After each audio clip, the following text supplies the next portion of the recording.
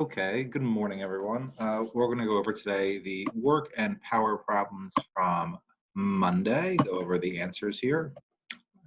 Here we go. All right. It's a little bit. Okay. CJ walks 100 meters and then runs 100 meters. Did CJ do more work when he ran or walked? Explain your answer.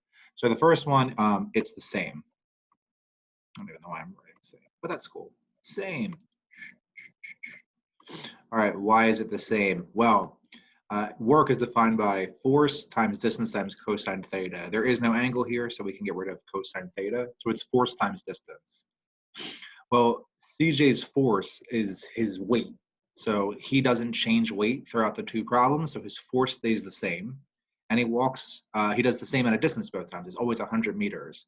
So the amount of work he uses or energy required to do both tasks is identical. Which task, walking or running, uses more power? Explain your answer. Okay. Well, now we're going to look at this equation over here. Power equals work over time. Okay. So power and time are inversely related. As the amount of time decreases, the amount of power required to do a certain task increases, and then vice versa. If the amount of time increases to do a certain task, the amount of power required goes down. Right? P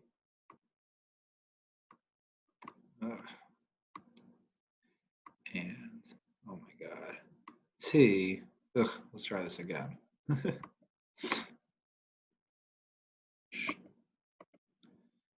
P and T are inverse. So if time goes down, then power goes up. Okay. Ugh. Sloppy handwriting. Go figure. That's just like the same thing. This class. So we know that if he is going to run, he's going to do a task in much less time than if he was going to walk. So when he runs, time goes down, so power has to go up. So which task takes more power? Running. Explain your answer. He does the same amount of work in a little bit less time. Okay, 2. A 10-kilogram object is pushed with a force of 250 newtons for 10 meters in 5 seconds. How much work was done on the object? Hey, buddy. So how much work? Work is force times distance times cosine theta. So work, force, which is 250, and then times 10, because it's 10 meters. So how much work is done? 250 times 10, that's 2,500. Yes? Mommy's sleeping upstairs with Ellie. Say hi. Hi. Hi. All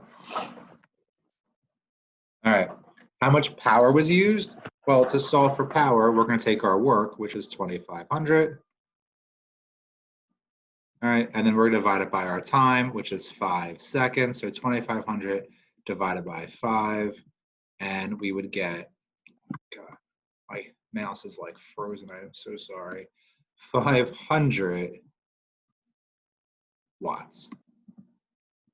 And this was 2,500 joules. Okay, so A, 2,500 joules of energy are used, or how much work is done, 2,500 joules worth of work, and 500 watts of power are used.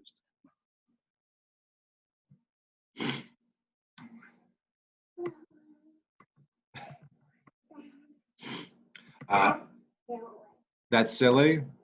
Okay, Zach, thank you. Thanks for sleeping in this morning, Zach. Sorry. If the object was pushed 20 meters in the same amount of time and with the same force, by how much does the power increase by? Okay, so this seems very, very complicated, but if we break it down, we'll actually see it's not so bad at all. So what we're doing is, instead of pushing it for 10 meters, we're pushing it for 20 meters, okay? Time stays the same, so it's still 5 seconds, and the force stays the same, so it's still 250 newtons. So how much does the power go up by? So think of it like this. Power, no numbers here, equals work over time. But instead of doing work over time, we're going to do force times distance over time.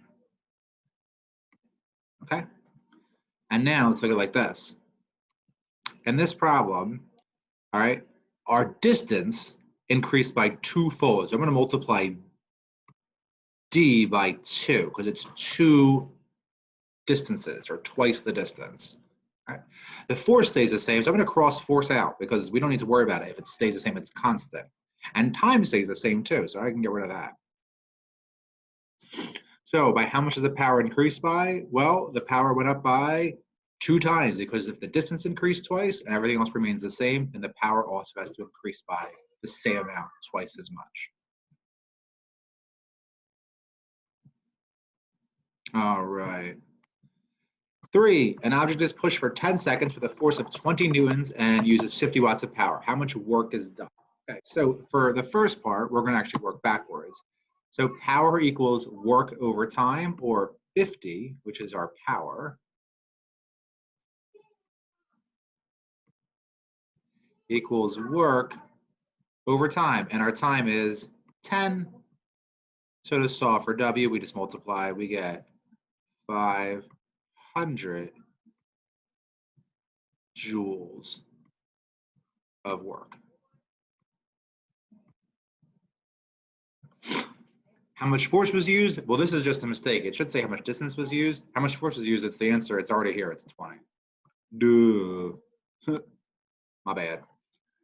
All right, C. The object experiences a force of friction of 20 newtons.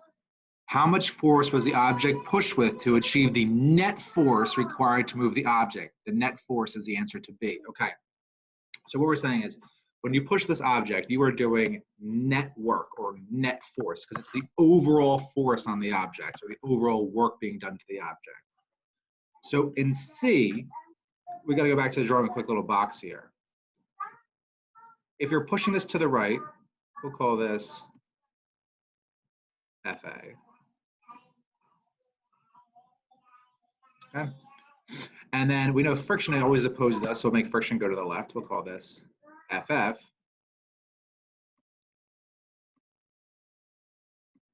Right? We know that we can use the equation, the net force equals the sum of all of our forces. Okay, so F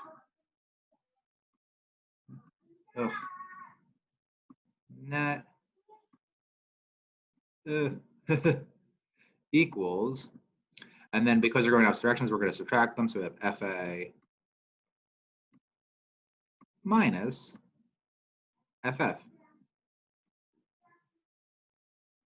So F net, our overall force, well, we know the overall force, that's the answer to B. That's what the question says. So that's 20. We're looking for the applied force, so we'll just call this X because it's a lot easier to write than FA again. And the force of friction, well, they tell you in part C, force of friction is also 20. So if we solve for FA, we would just bring this 20 over here by adding, and we end up with our applied force is 40 newtons. Right. And that's how we do part C of question 3.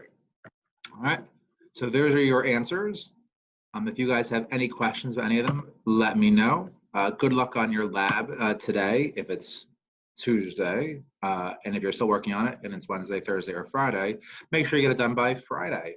Have a good day, guys. I'll talk to you later. Bye.